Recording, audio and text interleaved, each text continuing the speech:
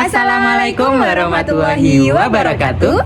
Berjumpa lagi dengan saya, Devi Nur Aini, dengan NIM 2208030455 bersama dengan saya, Muhammad Fema Sardiansyah dengan NIM 2208030461 dari Program Studi Pendidikan Akuntansi Fakultas Ekonomika dan Bisnis Universitas Negeri Surabaya yang akan membahas terkait video panduan analisis data menggunakan program SPSS 26.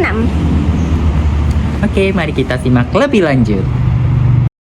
Oke, kali ini materi yang akan kita bahas adalah mempelajari uji Chi-square dengan SPSS. Baik, sebelum kita memasuki tutorial panduan SPSS, mari kita pelajari terlebih dahulu konsep dasar dalam uji Chi-square. Mari kita next. Nah, uji Chi-square yaitu tergolong dalam uji statistik non-parametrik, yang artinya uji statistik Chi-square tidak memerlukan adanya asumsi-asumsi mengenai sebaran data populasi. Nah, uji statistik ini disebut juga sebagai statistik bebas sebaran atau disebut juga sebagai distribution free, yang artinya sebaran data di dalam uji Chi-square ini digunakan sebagai salah satu alternatif bagi para peneliti yang memiliki sebaran data yang tidak normal. Next. Nah, uji Chi-square atau uji kuadrat bertujuan untuk mengetahui hubungan antara dua variabel yang terdapat pada baris dan kolom. Nah, data yang digunakan dalam Chi-square ini adalah dalam bentuk data frekuensi berskala nominal atau data berskala kuantitatif. Nah, untuk contoh studi kasusnya yakni mari kita identifikasi keadaan kasus yang akan kita teliti dengan judul penelitian tingkat penggunaan media pembelajaran e-learning Cydia terhadap kepuasan mahasiswa Universitas Negeri Surabaya dalam perkuliahan. Nah, untuk kriteria responden yang akan kita berikan yakni yang pertama, mahasiswa Universitas Negeri Surabaya, dan yang kedua yakni pernah menggunakan e-learning Cydia sebagai media pembelajaran. Nah, untuk pertanyaan kuesioner dan penskoran yang akan kita gunakan untuk responden yakni yang pertama, untuk pertanyaannya yakni apakah Anda sering menggunakan Cydia sebagai media pembelajaran dalam perkuliahan? Dan yang kedua, apakah Anda puas ketika menggunakan Cydia sebagai media pembelajaran dalam perkuliahan? Dan untuk kriteria penskorannya yakni untuk pertanyaan yang pertama, sangat sering dengan poin 4, kemudian sering dengan poin 3, kemudian kadang-kadang dengan poin 2, dan jarang untuk poin 1. Dan untuk pertanyaan yang kedua yakni sangat puas untuk poin 4, puas untuk poin 3, cukup untuk poin 2, dan tidak puas untuk poin 1. Nah, rumusan masalah yang akan kita berikan terhadap penelitian ini yakni apakah terdapat hubungan antara tingkat penggunaan media pembelajaran e-learning Cydia terhadap kepuasan mahasiswa Universitas Negeri Surabaya dalam perkuliahan di Universitas Negeri Surabaya ini. Nah, mari kita beralih ke aplikasi SPSS 26. Oke, mari kita beralih ke program SPSS-nya terlebih dahulu. Nah, untuk tampilan awalnya program SPSS itu seperti ini ya teman-teman. Nah, lalu apa yang akan kita lakukan terlebih dahulu? Nah, untuk yang pertama, yakni kita klik variabel view ini.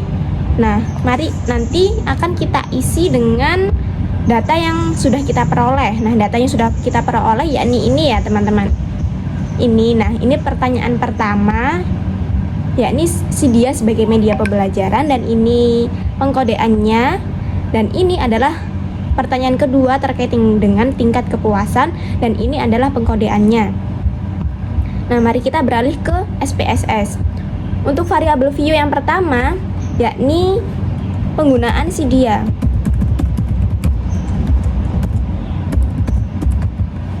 Lalu kita klik enter. Dalam desimal ini kita nolkan saja, lalu enter, dan label ini kita isi sama dengan nama yang tadi, yakni penggunaan Cydia.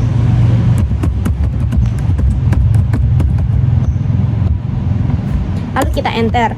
Nah, di dalam value ini kita masukkan perskoran yang tadi sudah dijelaskan oleh teman saya. Nah, perskoran yang pertama, untuk pertanyaan pertama dan skor pertama adalah jarang. Lalu kita klik add. Perskoran yang kedua adalah dengan label kadang-kadang. Perskoran yang ketiga dengan label sering. Dan perskoran yang terakhir yakni 4 dengan label sangat sering. Lalu kita klik add dan kita oke. Nah, untuk variabel yang kedua yakni pertanyaan yang kedua yaitu terkait dengan si dianya ya. Terkait dengan tingkat kepuasan terhadap si dia.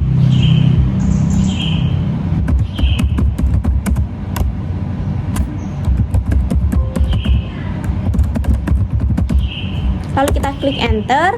Nah, untuk desimal ini juga kita nolkan.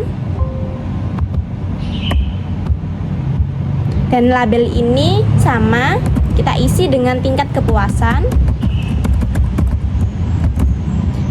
Di value ini kita isi dengan perskoran. Untuk skor 1 yakni tidak puas. Lalu kita klik add. Skor 2 yakni cukup. Skor 3 puas. Dan skor 4 adalah sangat puas. Lalu kita klik OK. Klik add dulu lalu kita klik OK. Nah, ini digunakan untuk di data view ya. Nanti datanya akan terlihat seperti ini. Nah, untuk datanya bagaimana cara memasukkannya? Cara memasukkannya adalah di Excel yang tadi, perolehan data itu kita copy aja di bagian pengkodeannya. Lalu kita masukkan ke dalam sini ya. Lalu kita paste. Nah, untuk pertanyaan yang kedua sama, kita copy juga.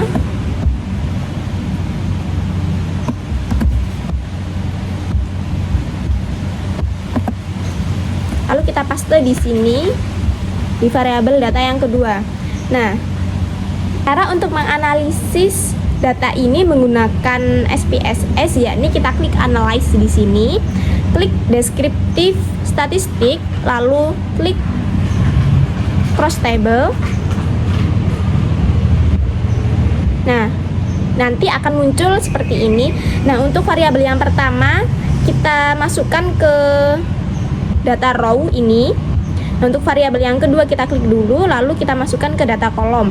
Nah, ini maksudnya adalah mencari hubungan antara baris dan kolom. Berarti mencari hubungan antara penggunaan si dia dengan tingkat kepuasan terhadap si dianya tersebut.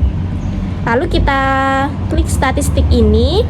Nah, kita kan akan menggunakan uji chi-square ya di dalam SPSS ini. Maka dari itu kita klik chi-square ini dan yang lain ini kita biarkan seperti ini saja. Lalu klik continue. Kita klik OK. Nah, ini dia sudah muncul kan output yang akan kita baca nanti. Nah, untuk membaca output ini adalah kita berikan hipotesis terlebih dahulu. Nah, oke. Hipotesis penelitian yang dimaksudkan oleh teman saya yakni terdapat dua hipotesis. Yang pertama HO atau H0, di mana HO ini tidak terdapat hubungan antara tingkat penggunaan media pembelajaran e-learning Cydia terhadap kepuasan mahasiswa Universitas Negeri Surabaya dalam perkuliahan. Dan hipotesis yang kedua, HA, terdapat hubungan antara tingkat penggunaan media pembelajaran e-learning Cydia terhadap kepuasan mahasiswa Universitas Negeri Surabaya dalam perkuliahan. Nah, kedua hipotesis ini adalah dasar penggunaan atau dasar argumen yang akan kita gunakan dalam studi kasus kali ini. Apakah nantinya terdapat hubungan ataupun tidak terdapat hubungan. Nah, untuk mengetahui hal tersebut, kita perlu dasar pengambilan keputusan. Nah, Dasar pengambilan keputusan dalam uji chi-square ini yakni ada dua. Yang pertama berdasarkan nilai uji signifikansi, dan yang kedua berdasarkan nilai chi-square dan nilai tabel. Nah, berdasarkan nilai uji signifikansi, jika nilai asimkotik signifikansi lebih kecil daripada 0,05 atau 5%, maka HO ditolak dan HA diterima. Artinya, penelitian ini menunjukkan bahwa adanya hubungan antara kedua variabel tersebut. Dan yang kedua, jika nilai asimkotik signifikansinya lebih besar dari 0,05 atau 5%, maka HO diterima dan HA ditolak. Artinya, penelitian ini menunjukkan bahwa tidak ada hubungan antara kedua variabel. Nah, dasar pengambilan keputusan yang kedua yakni berdasarkan nilai chi-square dan nilai tabel, di mana kita ambil melalui jika nilai chi-square dihitung lebih besar daripada chi-square tabel, maka HO ditolak dan HA diterima. Artinya penelitian ini menunjukkan bahwa adanya hubungan antara kedua variabel tersebut. Dan yang kedua, jika nilai chi-square hitung lebih kecil chi-square tabel, maka H0 diterima dan HA ditolak. Artinya penelitian ini menunjukkan bahwa tidak ada hubungan antara kedua variabel tersebut. Nah, nilai chi-square hitung terdapat pada hasil uji analisis chi-square menggunakan SPSS. Sedangkan nilai di chi-square tabel berdasarkan nilai tabel distribusi sebagai berikut. Nah, untuk penelitian di dalam pendidikan S1, biasanya kita menggunakan tingkat kesalahan sebesar 5% atau 0,05 di bagian sini.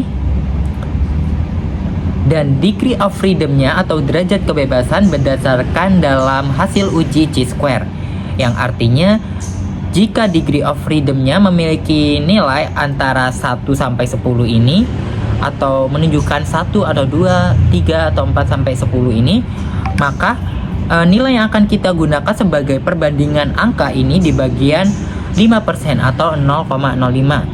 Nah, misalkan jika di dalam output SPSS menunjukkan degree of freedom-nya menunjukkan 4. Nah, maka yang akan kita ambil sebagai nilai perbandingannya yakni nilai di bagian 0,05 di bagian keempat yakni 9,487729.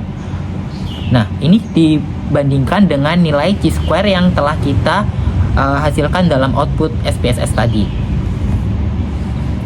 Oke, setelah mendengar penjelasan dari teman saya tadi mengenai dasar pengambilan keputusan, nah sekarang mari kita membaca hasil output uji SPSS kali ini. Nah, uji SPSS menggunakan chi-square ini ada 3. Yang pertama yakni processing summary, yang kedua ada cross tabulation, dan yang ketiga ada hasil chi-square test. Nah, untuk yang pertama tabel case processing summary ini cara membacanya adalah di sini kan ada angka 29. Nah, angka 29 ini berarti ada 29 responden atau ada 29 data dan 100% digunakan di dalam uji kali ini. Nah, untuk tabel yang kedua ada tabel cross tabulation antara penggunaan SIDIA dan tingkat kepuasan. Nah, untuk pertanyaan yang pertama adalah tingkat kepuasan. Kan tadi ada skala penskoran antara 1 sampai dengan 4 dengan label tidak puas sampai dengan sangat puas. Dan untuk yang pertanyaan yang selanjutnya yaitu ada penggunaan SIDIA dengan skala penskoran 1 sampai 4 dan label dari jarang sampai dengan sangat sering. Nah, ini cara membacanya adalah ini. Responden yang sangat sering menggunakan SIDIA dan merasa sangat puas ada 6 responden. Responden yang jarang menggunakan SIDIA dan merasa cukup dengan tingkat kepuasan terhadap SIDIA ada 4. Responden yang kadang-kadang menggunakan SIDIA dan merasa puas dengan SIDIA ada 3. Seperti itu ya teman-teman. Nah, ini ada totalnya yakni ada 29 responden. Nah, kali ini membaca chi-square testnya. Nah, berikutnya adalah cara membaca hasil chi-square test. Nah, hal pertama yang harus kita perhatikan adalah di hasil asymptotic signifikansi to site. Di sini hasilnya ada 0,076. Kita lihat yang bagian percent chi-square saja ya. Nah, berdasarkan pengambilan keputusan yang uji signifikasi tadi, jika kita lihat di sini hasilnya 0,076, berarti dia itu lebih besar dari 0,05, yang artinya HO itu diterima dan HA ditolak. Dan dapat kita simpulkan bahwa tidak terdapat hubungan antara tingkat penggunaan media pembelajaran e-learning Cydia terhadap tingkat kepuasan mahasiswa UNESA dalam perkuliahan.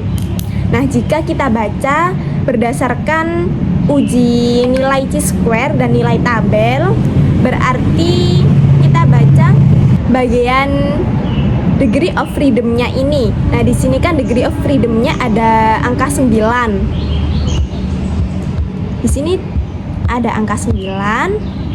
Nah, tadi kan kalau di dalam penelitian di tingkat pendidikan itu kita menggunakan tingkat kesalahannya hanya 5%. Nah, karena di F-nya tadi ada di angka 9 dan kita menggunakan tingkat kesalahan 5%, berarti nilai tabel chi-square-nya adalah 16,919, yang artinya lebih besar daripada 5%-nya sendiri.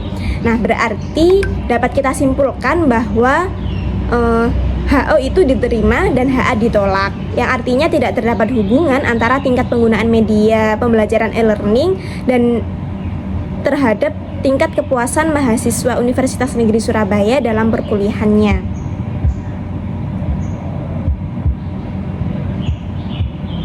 Baik, seperti itulah cara membaca hasil uji chi-square menggunakan SPSS 26.